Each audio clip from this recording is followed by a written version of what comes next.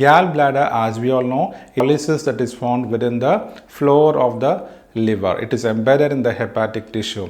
So here a procedure done on the gallbladder commonly is cholecystectomy, because we know Americans or foreign people suffer so much from this disorder of extensive calculus formation in the gallbladder called as cholecystectomy.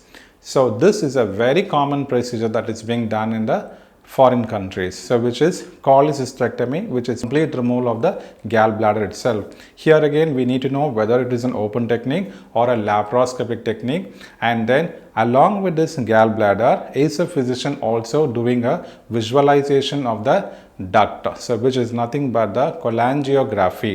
So you need to know whether cholecystectomy is done along with cholangiography or not.